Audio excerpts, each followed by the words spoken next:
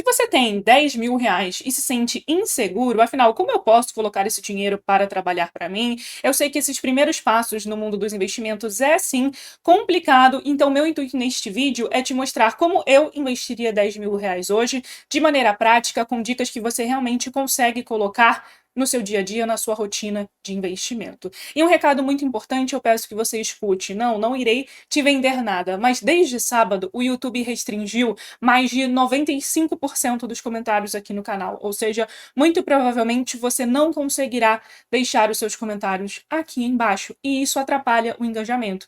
Quanto menos engajamento, menos recomendações o YouTube faz dos vídeos aqui do canal. Então, outras medidas de engajamento, like, inscrição no canal, ativação de sininho, não deixe de fazer isso, porque isso ajuda o YouTube a continuar recomendando os meus vídeos. Eu entrei em contato com o suporte e estou esperando a resolução deste problema. Eu sei que esse vídeo irá te agregar bastante, então vamos para o que realmente importa. O meu intuito é abranger todos os tipos de investidores, então eu mostrarei duas estratégias. A estratégia que é válida para aquele grupo de investidor, ou que não tem muito tempo, eu não tenho tempo para ficar analisando empresas, escolher as minhas próprias ações, eu queria investir de forma eficiente sem ter muito trabalho. E também falarei com o segundo grupo, que sim, quer analisar as suas próprias ações, escolher os seus próprios ativos, porque eles têm mais tempo para dedicar ao estudo dos investimentos. E além do mais, darei dicas que são aplicáveis a todo mundo que está assistindo o vídeo e darei dicas personalizáveis. E por que isso é muito importante?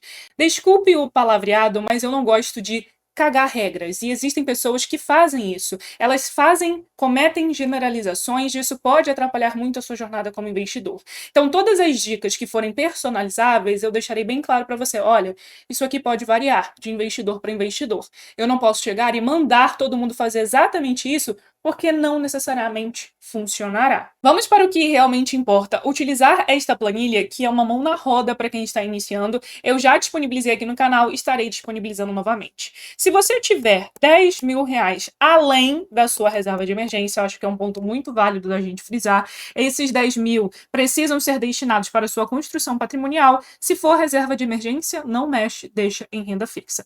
Muito provavelmente este valor estará parado em conta corrente ou numa caixinha, cofrinho da vida, e agora precisaremos começar a idealizar uma carteira de investimentos, pensando em outras classes de ativo, além de renda fixa. Inicialmente, eu nunca aconselho a tirar 100% do seu dinheiro de renda fixa. Por quê? Na grande maioria das vezes, quando nós estamos começando a investir, ou nós achamos que somos conservadores demais, ou arrojados demais. Tem gente que fala, eu não gosto de renda fixa, eu sou arrojado, quero investir em renda variável. Mas na primeira queda está se coçando para vender os seus ativos. Comece aos poucos. Sinta como são as oscilações no mercado de renda variável. Aí sim, conforme o tempo passa, a sua alocação vai se moldando ao seu perfil de investidor. Então, inicialmente, eu sempre aconselho a manter minimamente metade dos seus recursos em renda fixa. Qual tipo de renda fixa? Tesouro Selic, Tesouro IPCA+, nós debateremos isso ao longo do vídeo. Mas pelo menos metade deixe em renda fixa e a outra metade comece a sentir o mercado de renda variável. Se você se considerar extremamente conservador, trabalhe com um percentual maior. Aqui já é uma dica personalizável. Dica prática, aplicável a todo mundo. Comece com uma parte significativa em renda fixa. Não tire tudo de renda fixa e coloque em renda variável. A dica personalizável. Esse percentual pode variar de pessoa para pessoa. Existem pessoas que se sentirão confortáveis em começar com 70% em renda fixa, outras com 50%. Então, comece ali naquele percentual que você se sinta realmente seguro. Outra dúvida muito pertinente. Bruna, inicialmente eu preciso ter exposição a todas essas classes de ativos? Ações, FIIs, exterior, investimentos alternativos. O que são investimentos alternativos? Bitcoin, ouro. Não, você não é obrigado a ter todos estes. É importante que você compreenda justamente a função de cada uma dessas classes na sua carteira de investimentos. Quando eu invisto em ações, eu estou querendo ter um potencial de crescimento maior ao longo do tempo. Eu quero realmente me expor a empresas que apresentam bons resultados. Se eu tenho um perfil um pouco mais conservador, eu irei buscar empresas que pagam dividendos, mas pensando mais nesse crescimento ao longo do tempo. Se eu invisto em fundos imobiliários, eu quero ter previsibilidade de fluxo de renda. todos os meses uma renda caindo na minha conta para eu decidir se eu irei reinvestir em fundos imobiliários, se eu irei fazer outros investimentos, ou se eu estiver já com um patrimônio mais vultoso, mais robusto, eu posso usufruir desses dividendos para arcar com os meus custos de vida. Falando de investimentos no exterior, é importante nós termos uma parte da nossa carteira no exterior? Sim. Agora, diretamente lá fora, preciso abrir conta numa corretora americana, enviar o meu dinheiro para lá, ou eu posso fazer esses investimentos aqui no país? Também varia, e eu irei te mostrar ao longo desse vídeo, porque vamos debater tópico por tópico. Primeiramente, ações. Se eu não tenho muito tempo para investir, não quero escolher ativo por ativo, como eu conseguiria investir em ações? Através de uma classe de ativo conhecida como ETF. O ETF ele é um fundo de investimento que tem a função de replicar um índice de referência. Exatamente. Imagine o Ibovespa. O Ibovespa é o termômetro do mercado financeiro. Se a média das ações aqui na Bolsa de Valores estiverem subindo, o Ibovespa sobe. Se elas estiverem caindo, o Ibovespa cai. Então o Ibov ele é composto por uma cesta de ativos. Se você quiser se expor a esta cesta de ativos, eu não quero escolher ação por ação. Eu só queria poder simplesmente me expor às variações do Ibovespa, a uma cesta com diversas ações. Para isso, existe o ETF BOVA11. Ele olha para o Ibovespa e fala, olha, ele tem Petrobras, Itaú, Bradesco, Vale, eu irei comprar todas essas ações. Assim, se o Ibov cai, o ETF cai, se o Ibov sobe, o ETF sobe. E esta é uma ótima forma do investidor iniciante ter uma exposição, uma carteira diversificada sem ter trabalho. Porém, o Ibovespa é o melhor índice que temos na bolsa? Não. Então, não utilize o BOVA11 para se expor ao mercado brasileiro. Principalmente porque é um índice extremamente concentrado em Petrobras, Vale. Estas empresas são empresas cíclicas, ou seja, existem períodos que elas estão performando bem, porque as commodities, como petróleo e minério, estão subindo. Existem períodos de desaquecimento econômico, onde as commodities estão se desvalorizando, e estas empresas apresentam resultados menores, e isso pode impactar a sua performance ao longo do tempo. Então, quais outras opções nós teríamos disponíveis além do BOVA11? Eu separei 3 que eu julgo como bem interessantes. O primeiro é o ETF mais conhecido, DIVO11. Este ETF replica o índice de dividendos. Este índice investe nas empresas que se destacam na remuneração dos investidores sob a forma de dividendos e juros sobre capital próprio, ou seja, nós estamos nos expondo a empresas realmente mais sólidas e maduras que já têm uma política de distribuição de dividendos. O segundo ETF, NDIV. O NDIV também é focado em dividendos, porém ele replica um outro índice, o Ibovespa Smart Dividendos. Então, este índice ele olha para o Ibovespa e separa as ações que mais pagam dividendos. Tá, Bruna, mas qual seria a diferença, então, entre o DIVO11 e o NDIV? Particularmente falando sobre mim, eu prefiro o índice Ibov Smart Dividendos ao índice de dividendos conhecido como IDIV. Por quê? Quando o IDIV ele analisa estas ações que mais pagaram dividendos, ele analisa uma janela menor, de 3 anos. Quando nós olhamos para o Ibov Smart, ele já utiliza uma análise maior, uma janela temporal de 6 anos. Então, isso mostra as empresas que têm uma maior constância no pagamento de dividendos, e este eu acho um aspecto muito relevante. Lembre-se, cada índice ele possui o seu próprio critério de seleção. Por isso que quando vamos escolher de fato um ETF, precisamos saber quais são esses critérios. E existe um outro índice, um outro ETF, na realidade, ele não está voltado para empresas que pagam dividendos. Na realidade, o LVOL11, ele replica o índice Ibov Smart Low Volatility. Ele olha para o Ibovespa e separa as empresas de menor volatilidade, que oscilam menos de preço, e isso, consequentemente, gera uma carteira completamente diferente. Para vocês entenderem melhor, vamos dar uma olhada, de fato, na composição da carteira de cada um desses ETFs. O primeiro ETF, DIVO11, que replica o IDIV, nós conseguimos perceber que a Petrobras representa aproximadamente 11% do patrimônio do fundo. Depois nós temos CEMIG, Banco do Brasil, também temos Vale. Agora, quando nós olhamos para o NDIV, que replica o índice Ibov Smart Dividendos, perceberemos que a sua maior posição não é Petrobras. Petrobras está aqui, com uma relevância, um peso de 5%. A empresa com maior peso é o Banco do Brasil, que possui um peso de 6%. Consegue perceber como essa composição se alterou? Mais uma vez, o Ibovesmart, ele opta por uma constância maior, empresas que se destacam numa janela de 6 anos, diferentemente do IDIV, que olha para uma janela menor de tempo. E quando nós olhamos para o LVOL11, o Ibovespa Smart Low Volatility, a sua maior exposição é Itaúsa, com 4%, nós temos Vale e Bradespar, basicamente, a mesma coisa, totalizando exposição a Vale de 8%, Itaú com 4%, Taesa, nós temos Ambev aparecendo aqui na lista, Petrobras um pouco mais abaixo, com uma participação de 4%. Então, precisamos olhar muito bem a composição de cada um desses ETFs para nós analisarmos qual carteira realmente faz mais sentido para a gente. Eu acho muito válido frisar o seguinte, não estou falando mal do Divo 11, muito pelo contrário, ele é um ETF muito superior ao BOVA 11, se o investidor ele tem exposição, não há problema, mas eu acredito que também haja outras opções interessantes, como o NDIV, como o LVOL11. Então, eu acabei de mostrar opções para aquele grupo de investidores que quer mais facilidade no início da sua trajetória. E para quem quer escolher os seus próprios ativos, quantas ações começar a investir, por quais setores, é exatamente isso que eu irei te mostrar agora. Primeiramente, eu quero te mostrar um estudo que mostra o seguinte: empresas com mais de 10 anos de lucros ou prejuízos são previsíveis, ou seja, quem está há mais de 10 anos dando lucro tende a continuar dando lucro, cerca de 90% de chance, e quem está dando prejuízos consecutivos tenderá a continuar dando prejuízos. E por que eu digo isso? Existe um ranking disponibilizado no site do Investidor 10 que mostra as ações que nunca tiveram prejuízo.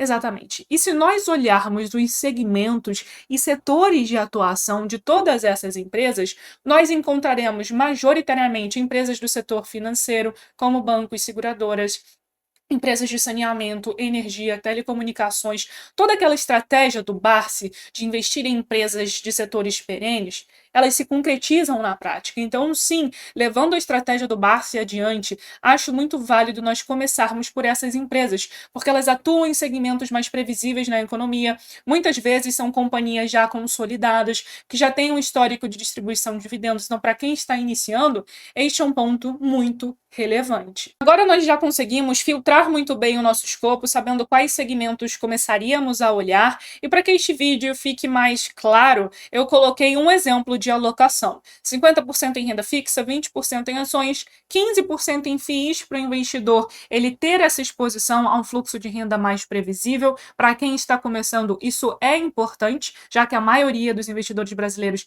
eles prezam por previsibilidade, e também uma breve e leve exposição ao exterior. Tudo isso aqui é personalizável, tá, gente? Não necessariamente deveria ser 20% em ações. Isso aqui é um cenário que eu julgo como palpável para quem está iniciando. Então, quais setores, quantas ações nós deveríamos ter? Pensa comigo o seguinte, se você tiver exatamente 10 mil reais e optar por colocar 20% em ações, você deveria investir 2 mil reais. Eu te pergunto, faz sentido, com 2 mil reais, colocar 10 ações na sua carteira? Você teria tempo de analisar estas 10 ações? Saberia realmente explicar por que está colocando esses ativos na sua carteira? Muito provavelmente a resposta será não. Então não há a mínima necessidade de começar engordando, colocando, inchando a sua carteira de investimentos com vários ativos. Com este valor a ser investido, eu escolheria de 2 a 3 ativos no máximo. Escolheria no máximo 3 ações. Isso já é o suficiente. Ah, Bruna, mas se eu investir apenas em 2 ações, eu estaria colocando aproximadamente R$ 1.000 em cada uma. Isso é muito dinheiro.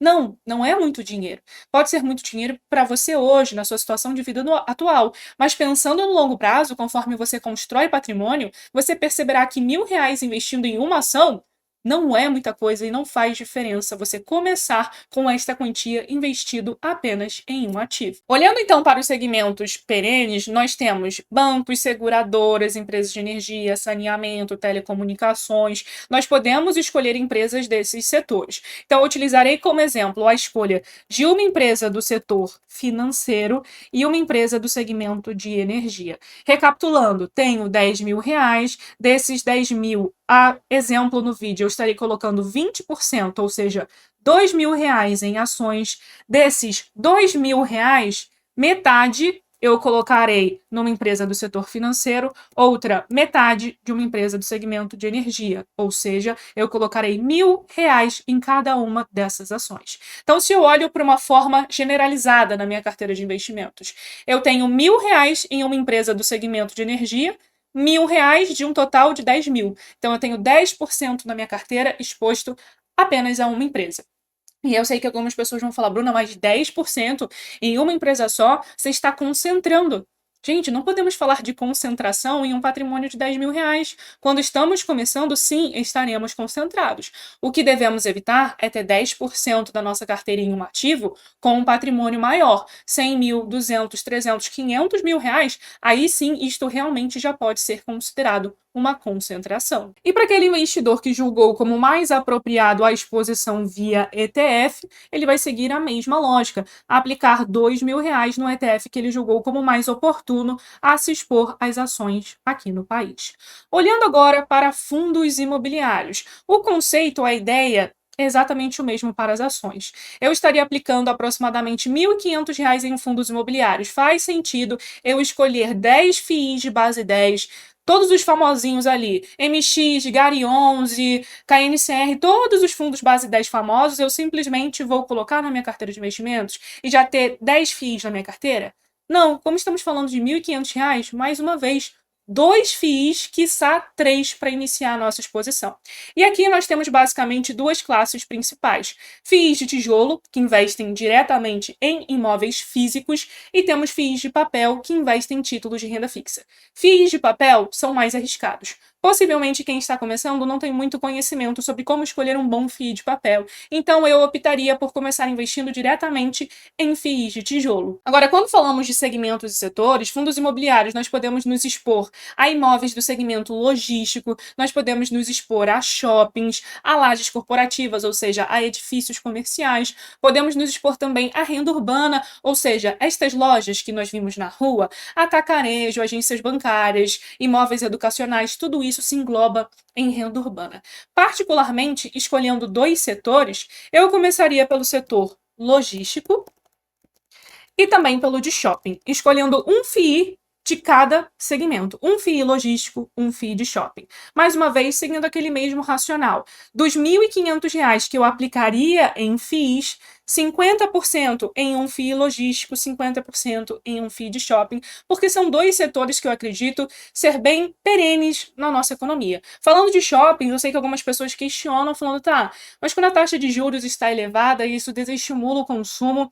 Mas shopping é um tipo de empreendimento que tende a perdurar aqui no Brasil, principalmente no quesito segurança. Muitas pessoas querem ter um momento de lazer, de entretenimento, e o shopping é um desses ambientes. Você tem uma boa refrigeração, você tem segurança, e muitas pessoas, convenhamos, nós vamos nos shoppings, e muitas vezes as pessoas estão ali apenas passeando, não estão de fato consumindo, mas elas vão, tomam uma casquinha, pagam o estacionamento, tudo isso acaba contribuindo para a receita do shopping. Se eventualmente a pessoa ela já tiver um certo conhecimento e quiser se expor a um FII de papel, eu adicionaria um FII de papel que tenha a sua carteira ou total ou majoritariamente exposta ao IPCA. Eu acredito que neste momento macroeconômico que estamos vivendo, eu trouxe um vídeo bem legal aqui no canal explicando essa diferença. Estamos num momento bem oportuno para investir em FIIs de papel que possuem a maior parte da sua carteira indexada à inflação. Os títulos estão pagando um bom juro real, IPCA mais 9, IPCA mais 10, bons fundos imobiliários correndo poucos riscos. Existem FIIs de papel mais arriscados e eles vão estar te pagando IPCA mais 11, 12, 13, já não aconselho, mas existem FIIs de papel mais conservadores que estão pagando IPCA mais 9, IPCA mais 10. Então eu julgo também como uma opção bem oportuna para quem está iniciando. Daí, uma dica personalizável, ela definiria o que seria melhor. Quantos por cento do total em FIIs estaria exposto apenas ao setor logístico, apenas ao setor de shopping e também a um FII de papel indexado ao IPCA. Quando olhamos de forma generalizada para o seu portfólio, ela investe R$ 1.500 em FIIs, desses 1.500, metade no setor logístico, ou seja, R$ 750. Então, do total do seu patrimônio, ela possui aproximadamente 7,5% exposto apenas a um FII logístico, seja lá qual for que ela vai escolher para compor a sua carteira. Falando agora de investimentos no exterior, e aqui mais uma vez dividimos opiniões. Há quem fale que investir no exterior é desnecessário, há quem fale que não faz sentido abrir conta numa corretora estrangeira e realizar o câmbio, ter dinheiro lá fora, e eu quero te explicar muito bem essas diferenças para que você consiga chegar na conclusão do que realmente faz sentido para você atualmente. Quando você escuta alguém te falando sobre investir no exterior, não é porque ela está querendo te vender algum produto, pode até ser que sim, mas ela tem os seus devidos argumentos. Primeiramente, quando olhamos para o mercado financeiro brasileiro, nós representamos cerca de 1% do mercado financeiro global. Então faz sentido nós nos restringirmos apenas ao Brasil? Nós podemos nos expor a outras economias. Agora, eu preciso abrir conta numa corretora estrangeira para realizar esses investimentos? Não necessariamente.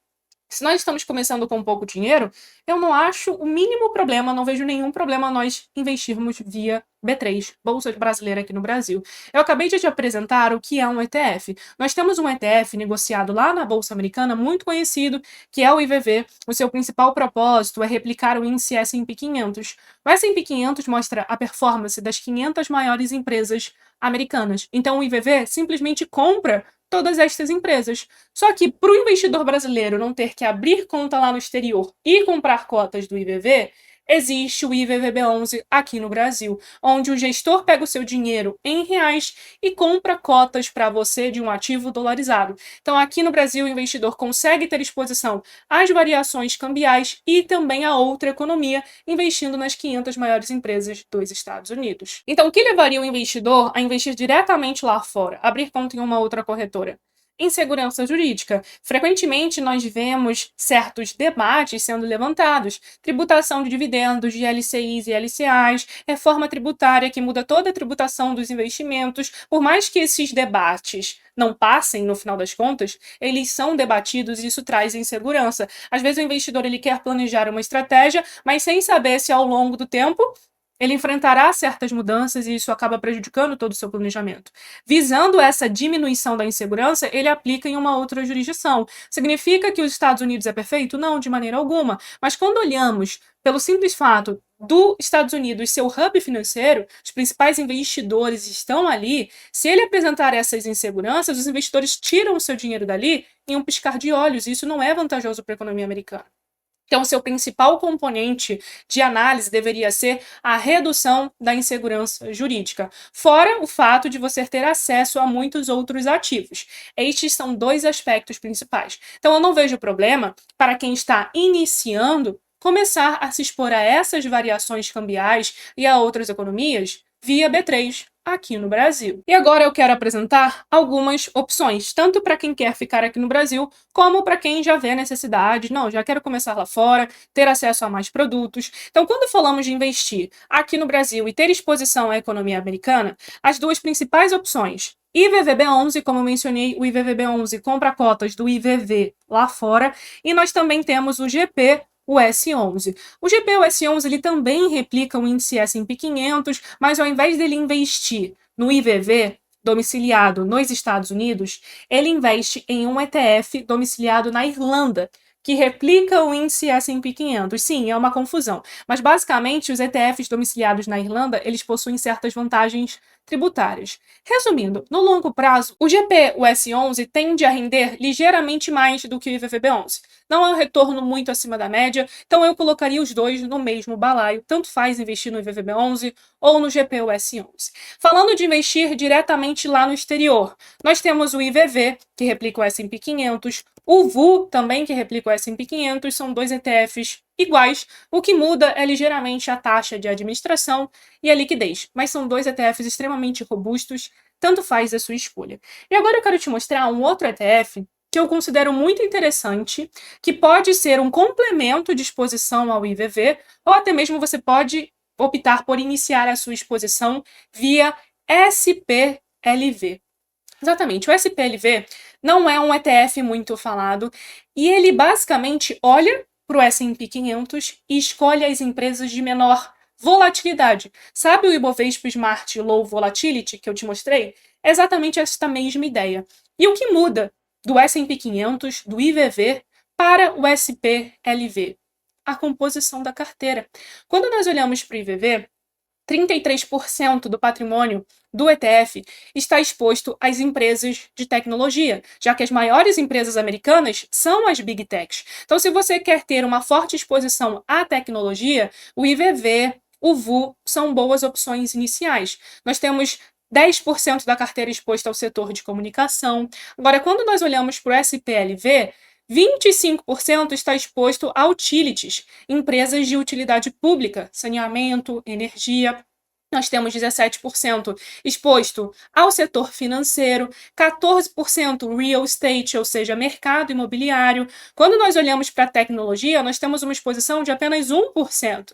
Então, o SPLV, inclusive, ele pode ser um complemento ao IVV, para que você não fique demasiadamente exposto às empresas de tecnologia. Então, veja, nós temos algumas opções iniciais que nos expõem apenas à economia americana. Se você quiser se expor a outras economias via Brasil, nós temos um novo ETF chamado GX-US11. Não aplicaria inicialmente porque é um ETF novo, e todo ativo novo ele não tem ainda uma liquidez muito bem consolidada. Mas a intenção, a missão do GX-US11 é se expor à economia global, exceto Estados Unidos. Então, se você investe aqui no Brasil e quer complementar a sua exposição, Estados Unidos e outras economias, o GX-US11 pode vir a ser um ETF para você ficar analisando e escolher um momento oportuno para montar a sua alocação, conforme a sua carteira de investimentos cresce e fica mais robusta. E agora, para finalizarmos o vídeo, vamos falar sobre renda fixa e alternativos. Deste percentual em renda fixa que você personalizar de acordo com o seu perfil, quantos por cento ficar em CDI, indexado ali seguindo a trajetória da taxa Selic, quantos por cento colocar em IPCA+, bom, tudo vai depender da sua capacidade de aporte, exatamente. Quanto tempo você levaria para juntar novamente 10 mil reais?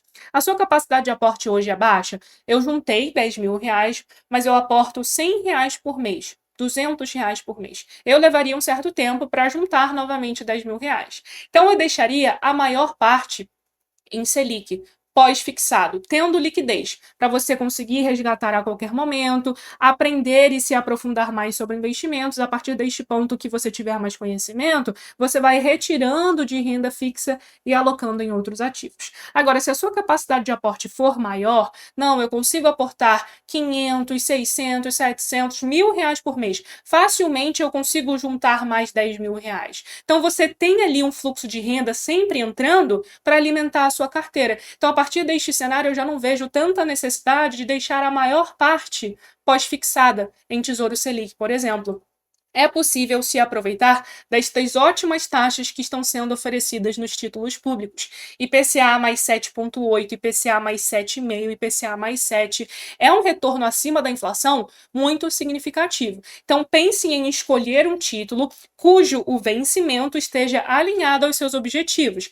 2032, 2040, 2050. Não saia investindo com o intuito de resgatar antecipadamente. Se este for o seu propósito, fique no Tesouro Selic. E por que eu digo isso? Porque o argumento que muitas pessoas utilizam é o seguinte: a Selic hoje está em quase 15%, foi reduzida para 14,75%, mas ainda assim está num patamar extremamente alto. Se a inflação é de 5%, fazendo uma continha de padaria, 15 menos 5, eu estou tendo um retorno acima da inflação de 10%. Para que eu vou colocar o meu dinheiro em IPCA mais 7? Se nós olharmos esta trajetória de juros reais, que hoje realmente está extremamente elevada, próxima a 10%, nós perceberemos que não é a todo momento que nós estamos tendo um juro real de 10%. Tirando este período inicial, do início do plano real, que a Selic ficou extremamente elevada, foram poucos momentos onde a Selic bateu um pico que levou o nosso ganho real a 8, 9, 10%. Então, se você consegue travar um retorno acima da inflação por longos anos de 7, 7,5%, é um ótimo investimento. E para finalizarmos este vídeo, eu não coloquei nenhuma alocação inicial em alternativos como ouro e Bitcoin, mas mais uma vez, isso pode ser personalizável. Eu só levanto o seguinte critério para você, para que você realmente invista de forma eficiente. Não invista em Bitcoin pensando apenas em rentabilidade. O investidor que aplica em Bitcoin, ele precisa acreditar na premissa. E esta premissa, muitas vezes, não é comprada por todos os investidores. Nós precisamos compreender que o intuito do Bitcoin é nos expor a um ativo descentralizado, ou seja, nós não temos uma entidade, um governo que controla todas as transações. Muito pelo contrário, toda a transação que é realizada na rede do Bitcoin, ela é verificada por diversas centenas de computadores que colocam um selo de veracidade, digamos assim. Além do mais, é um ativo que você consegue autocustodiar, está sob a sua responsabilidade. Se você estudou e acredita nestas premissas, invista em Bitcoin. Agora, se for pensando apenas na valorização, sinto muito, você vai colocar o seu dinheiro e na primeira queda estará tentado a se desfazer. E falando sobre ouro, ouro ele subiu substancialmente ao longo dos últimos tempos e ele é um ativo visto como proteção. Ele não vai te gerar fluxo de renda, não vai te pagar dividendos, não vai ter este efeito de juros compostos, juros sobre juros, para nós reinvestirmos o valor. Afinal, eu comprei o ouro e ele tende a se valorizar ao longo do tempo, manter o seu poder de compra. Agora, se ele é um ativo de proteção, faz sentido eu proteger um patrimônio de 10 mil? O ouro ele acaba sendo bem-vindo para patrimônios maiores, porque o seu propósito já é conservação, proteção. Para quem está iniciando, eu não vejo muito propósito investir em ouro, já que a maioria das pessoas só se interessaram por investir em ouro porque ele está subindo. E o seu propósito não é esse, é proteger o valor que está investido ali. Bom, se você sair daqui se sentindo mais direcionado, sabendo mais o que fazer e como lidar com seus investimentos, não deixe de se inscrever aqui no canal e ativar o sininho para ficar por dentro de todos os vídeos sobre finanças e investimentos que saem por aqui. E só mais uma coisa, não custa também deixar o seu like, porque assim o YouTube vai entender que esse vídeo foi relevante e vai recomendar para muito mais pessoas. Então, um beijo e eu te vejo no próximo vídeo.